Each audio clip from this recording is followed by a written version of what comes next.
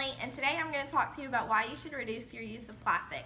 Items you should reduce your use of include plastic water bottles, plastic bags like you get at Kroger or Walmart, plastic containers, and stuff like that. So most plastic items have a hard time breaking down, causing it to litter our planet and affect many forms of life, including marine life. They are really affected by plastic debris because most of it ends up in our oceans. The NRDC.org states this constant garbage is the equivalent of 136 billion milk jugs each year. Animals can get tangled up or ingest this trash, and they either because they just mistake it as prey or because the plastic has been broken down into tiny particles by the seawater, and so they can't really see it and they don't really know what it is. The academic review states that the occurrence and effects of plastic additives on marine environments and organisms, they state that absorbed pollutants in plastic pieces and hydrophobic organic compounds, HOC, associated with microplastics. That's what's leaking into our seawater today. So these chemicals can leak into the water because they're not chemically bound to the plastic. The plastic additives can represent an increasing toxic risk for marine organisms who are swimming in and ingesting. Athena Bradley found that 90% of plastic items in our daily lives are used once and then chucked. So grocery bags, plastic wrap, disposable cutlery, straws, coffee cup lids, stuff like that. So one question that you would ask yourself is, how often do you rely on these products and try to replace them with reusable versions? So I have my coffee cup that instead of going to Starbucks and asking for, a reusable cup, I'll just ask them to put it in my cup. And so it only takes a few times bringing your own bags to the store, silverware to your workplace, or the travel mug to Starbucks to make it a habit.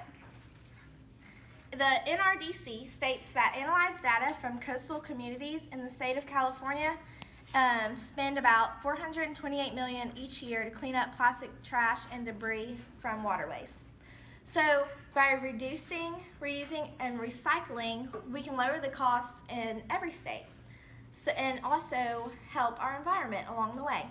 The CEF talks about these three R's, which are for waste management. This waste hierarchy is the guidance suggested for creating a sustainable life for our lives and the future people to come. They're easy to implement into your daily lives and help reduce your carbon footprint. So, reduce is reducing what is produced and what is consumed. So you can help with this because if there's less waste, then there's less to recycle or to reuse. 3 questions to ask yourself. Is there something else that can be used for this purpose? So multi-use items are great. So a coffee pot and a cappuccino maker, both of them do distinctly different things, but you can buy a coffee pot that has the little steaming attachment that doubles as a cappuccino maker. So one item makes use of the two. It reduces the amount of production and the amount of waste packaging material that'll be generated to sell it. Another question you can ask yourself, is there something that needs to be done? And the last question is the item a part of something you need to do or want to do in your life? So make sure that what you consume or keep in your life as preparation matches the reality of potential opportunity in your life. The second R is reuse. So one example of reusing things is old jars and pots. You can store items in your kitchen. They can be used to store like loose items in your kitchen and in your computer room. So there's a lot of different things. Used wood can be used as like firewood or like crafts.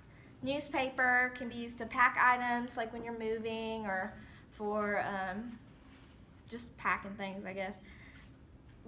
Waste paper can be used to make notes and sketches and can be sent to the recycling center when you don't need them anymore.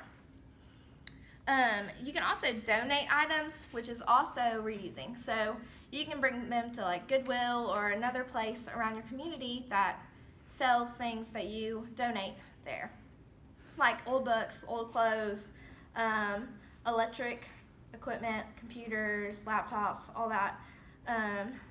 And you can also build a compost bin and reuse many waste items like tea bags, bananas, fruit and vegetables that you don't eat. They will turn into good soil that will help your plants grow and shine. And the last R is recycle. So buy products from the market that are made from recycled materials because they've been reused, and you can it'll be more environmentally friendly. So you can buy things that are more reusable, such as glass jars instead of plastic, and you can also invent new ways to recycle different items. Avoid buying hazardous materials that could pose difficulty for you to recycle. So buy non-toxic materials whenever possible. And bringing me to my last point, Lisa McGreevy states that many different alternatives to using plastic water bottles that align with using the 3 R's. So she found that Americans drink an average of 39 gallons of bottled water per person each year.